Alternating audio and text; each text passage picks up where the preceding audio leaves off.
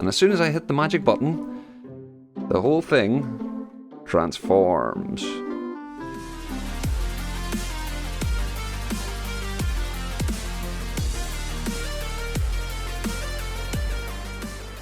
Alrighty folks, this is Lurch from Airline Gaming and welcome back to it. Hold on, this isn't From the Depths. This is Scrap Mechanic. I'm sure a lot of you are aware of this already, but I got my hands on this the other day and I've been playing around a little with some of the interesting mechanics. No pun intended. I've built this little rocket sled type thing that is, I've nicknamed the lawnmower. It's got a couple of nifty features. It's got a reverse button. Hooray! And if I hit the button again, and these are the buttons along my toolbar here, I also have a self-righting mechanism should I happen to get knocked on my head. So that's cool. This is one of the first vehicles I built, but the beauty of this game seems to lie at the minute in the sort of transformative nature of the things that you can make. So I've been building cars. This is one of my cars. Yeah, it doesn't look much like a car, does it?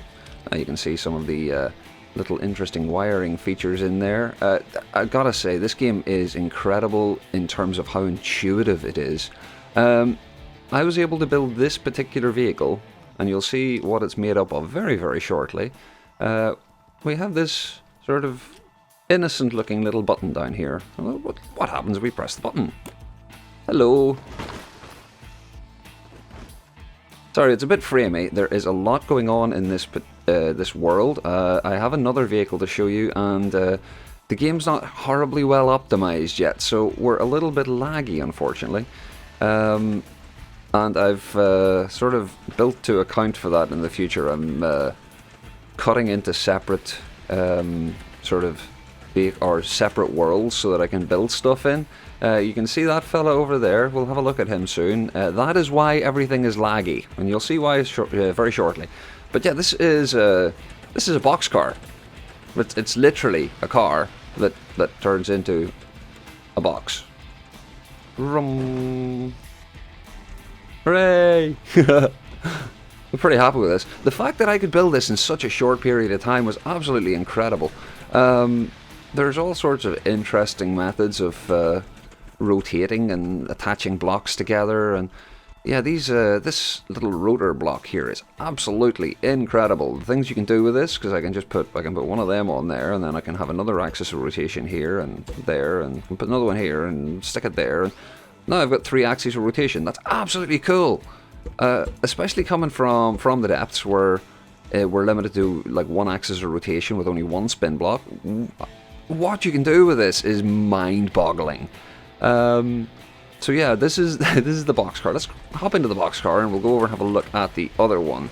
This is the next one I built in this world, and I've actually got a sort of a more refined model to show you as well. But let's hop out of here and we can get so laggy.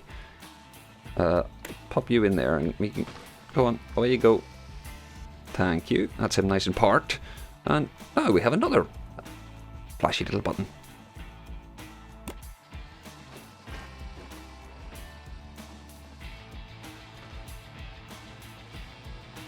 Yeah, so to say that this one's a little bit more complicated would be an understatement. It would be the understatement. So I'm going to bring up the wiring thing here, as you can see. Hi to all of the wires and the things and the many, many, many things. So the way the servos work in this, those little rotatey blocks, is you can attach them to these controllers, and then you can use the controllers to give them commands and rotations and have a whole set list of different things that you can do. And you can have them in set orders, you can repeat the list, you can set the speed that they go at. With this guy, there's like 5 controllers in this, maybe even 6, and they're all set to trigger off the same switch. So they're all attached to the same switch, and as soon as I hit the magic button, the whole thing transforms. This guy took me about maybe 3 or 4 hours to build, including all of the bells and whistles and testing and stuff like that. Yeah, I'm having so much fun building box cars. You have no idea. This is so much fun. But yeah, I can sit and watch this guy transform all day. But yeah, this one is it's pretty stable actually, and it's quite fast too. It's got rear wheel, actually, like 3 of the steering pairs, or 3 of the wheel pairs have steering involved. They're all powered. They've got like an engine each, and yeah, it's pretty daft construction. I was kind of just going overboard with this one, using as many servos as I could, and then I discovered that if you use too many, the game kind of gets a little bit laggy, and it doesn't like it very much. So I'm gonna have to try and keep the number of servos down in future builds, or at least keep it reasonable for the world that I'm working in, or have separate worlds for each each sort of interesting build. Should I go that way? But yeah, this is the boxcar number 2. Let's hop out and get out of here. I should be able to get out. There we go. And we'll see this guy transform again one more time.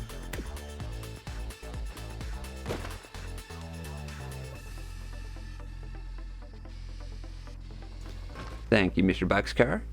And I'm going to go and log into my other world where I have a bit less lag and another vehicle much like this to show you. So here we have sort of a slightly more pretty little box with another one of those buttons. I wonder what the button does. This one's a little bit more like, well, a real transformer, I guess. It's less of a collection of blocks and more something that turns into something else. So we now have a box, and if we hit the magic button, it actually turns into something that vaguely resembles a vehicle of some kind. This one's got thrusters too. It's also got gimbal steering, thruster steering. Let's take this guy for a ride. Not really fast, but it gets the job done. And this is I spent a lot more time on this one, getting it absolutely right, and using all of the skills that I learnt in the previous ones. Fitting blocks together like this is a lot easier than fitting the big parts together, because you've got sort of a lot more resolution, much higher resolution for building things. But we can just sit and comfortably sort of rally around here, and if we come into contact with an enemy, oh no, quick, hide, hide, hide. We are now a cargo container. Who knew? But yeah, I'm really happy with how this guy turned out. I could sit and, like I say, watch these guys transform all day. They are so cool. And some of the other things you can do in this game, I haven't even tried to make a walker yet. I figure that's going to be an absolute brain melter. But these little transforming vehicles are so damn fun to build. If anyone has any suggestions as to what else to build, one problem I have with games like this, or very early access sandbox games, is content. And it's not that they don't have enough content, it's that there is no drive to explore the content because there's no reason to. At the minute we only have creative mode, which is all well and good. We can play with the mechanics of the game, we can play with what it can do, and explore the true depth of what it's all capable of. But it's hard to find a segue into that sort of knowledge, into that exploration. Ooh, air, we got good air there. So yeah, if you have any suggestions as to what you might like to see, I'm sure a lot of things aren't possible yet. I mean, we have no wings. I do know how to build a basic gyroscope, thanks to the lovely Avic, and he showed me also how to build the an XOR gate, which is really useful, and I'll probably be using that in the future as well. But yeah, I'm going to leave you at that. Yeah, I'll probably do a couple more videos on this as I make more sort of interesting creations. I'm pretty much sticking with the transforming vehicles part at the minute. There's doesn't seem to be much else I really want to do. But if you have any other suggestions, please drop them by, and I'll see what I can do. But I do hope you enjoyed the video. Any likes, subs, or comments are really, really awesome. I love hearing from you guys, and I read every single comment. As always, take it handy, and have a bloody good day.